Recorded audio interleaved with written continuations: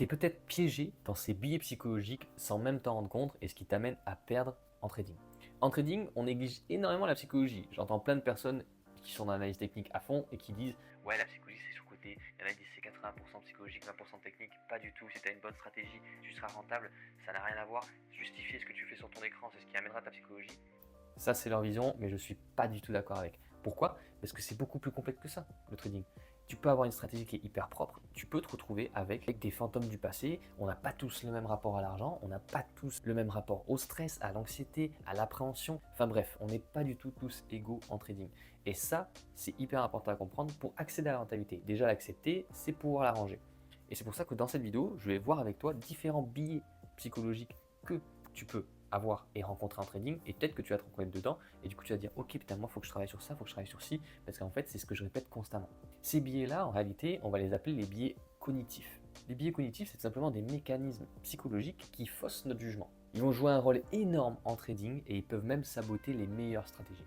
Le premier biais cognitif qu'on va voir ensemble, c'est l'excès de confiance. Ils vont souvent arriver après une série de trades gagnants, et du coup les traders vont se dire bah ça passe, je commence à bien comprendre, en fait je crois que j'ai débloqué un truc, et ils vont avoir la pression d'obtenir la recette magique. Ils vont prendre plus de trades, augmenter leur exposition, et souvent à ce moment-là la tendance va s'inverser et les pertes vont arriver, et au final toute leur série va potentiellement disparaître juste avec cet excès de confiance. Ça c'est quelque chose qui arrive très régulièrement et qui est du coup très piégeur et surtout très punitif. C'est qu'un truc que je dis tout le temps aux gens que j'accompagne, le marché il te remet toujours à ta place. Si tu prends la confiance et que tu te dis que c'est bon, tu as un coup d'avance sur lui et tu as tout capté et il t'aura pas, souvent il a tendance à te remettre à ta place à un moment donné et du coup à te faire douter. En second biais cognitif, on va avoir l'aversion à la perte. C'est psychologique, les pertes pèsent plus lourd dans l'esprit humain que les gains. Ce biais-là, en fait, il va tout simplement agir au moment où tu es en position. Par moment, tu vas avoir une position qui est en négatif et au lieu d'accepter ta perte ou du coup de tout simplement avoir ton SL qui est touché, tu vas avoir tendance à la laisser courir en te disant qu'elle va peut-être se retourner, qu'elle va peut-être retourner dans le vert et du coup tu te dis bon, je préfère parce que j'ai pas envie d'encaisser cette perte-là. Ou à l'inverse, hein, tu es en position en gain, mais tu vas avoir tendance à couper ta position en gain parce que tu te dis qu'à tout moment ça peut se retourner, tes gains peuvent être annulés, donc tu préfères te sécuriser sur ça. Mais du coup tu t'assois des fois sur des très belles positions et du coup sur des mouvements qui auraient pu t'offrir bien plus de croissance. C'est typiquement le biais qui te ralentit dans ton trading et qui fait que tu te retrouves avec une croissance impactée parce que tu n'agis pas de manière neutre, mais tu te projettes toujours dans du coup ce que ça pourrait créer, ce que ça pourrait donner, mais du coup tu n'es pas dans l'instant présent. Le troisième biais, il est assez intéressant, c'est le biais de confirmation. Qu'est-ce que c'est le biais de confirmation? En fait, c'est tout simplement le fait que tu vas analyser ton marché et pour toi, ton actif va monter.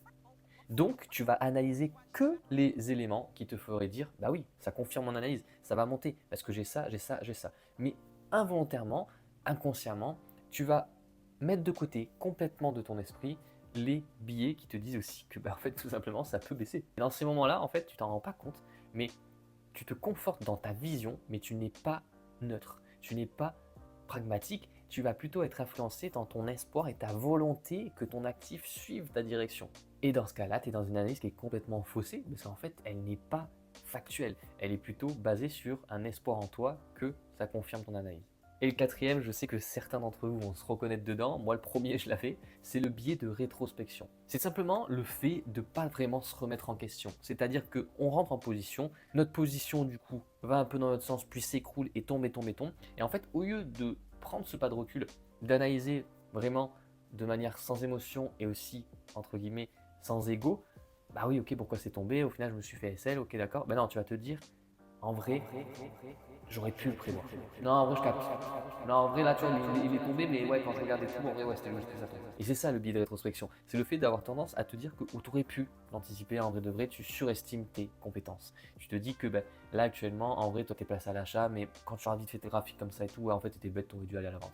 Mais du coup, t'es pas du tout dans la remise en question là. T'es juste dans de l'ego en disant, ouais, non, en vrai, je savais. Juste que j'ai pas capté. Oui, mais si tu savais, tu serais pas rentré à l'achat. Et ça, c'est hyper important. C'est un biais qui revient souvent et surtout en trading. Pourquoi? Parce que c'est un milieu qui est rempli d'ego. C'est-à-dire qu'on n'accepte pas de bah ouais, on n'a pas eu la bonne vision.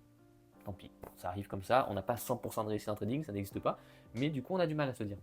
Et on va avoir tendance à se dire ouais, en vrai de vrai, ouais, je savais. Non, si tu savais, tu aurais pris la position, tu vois. Donc, ça, c'est hyper important. C'est un biais qu'on rencontre très souvent. N'hésite pas à me dire si tu es reconnu dans un de ces biais-là. Et ce qui va être important de faire, en fait, c'est en ayant connaissance du coup maintenant de ces biais-là, que tu apprennes à te connaître, que tu prennes en note quand tu rentres dans un trade, que tu t'analyses toi-même et aussi que tu puisses regarder si tu as tendance à réagir comme ça quand tu entres en position, que tu as tendance à réagir comme ça quand ta position est en cours, que tu as tendance à réagir comme ça quand tu fais SL, quand ta position ne se déroule pas comme tu voudrais. Tout ça, en fait, ça permet d'apprendre à te connaître. Et mieux tu te connais, plus tu sais ce que tu fais et comment tu agis dans ton marché, plus tu peux adapter ta stratégie et tes réactions via du coup ta gestion de risque, ton money management, le fait que du coup ta position tu la sécurises peut-être, ça te rassure, peut-être que tu clôtures partiel, ça te fait du bien, bref.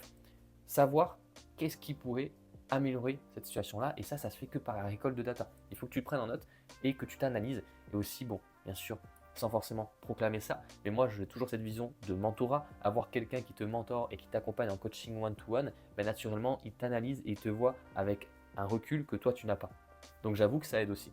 Voilà pour cette vidéo autour des biais cognitifs. Si ça t'a plu, je t'invite à cliquer sur le petit like et t'abonner. Et aussi, si jamais tu as un lien en bio qui renvoie sur mon canal public où j'envoie quelques analyses que je fais en live pour les membres que je coach, et aussi mes analyses de marché, données économiques et tout simplement des interprétations de marché.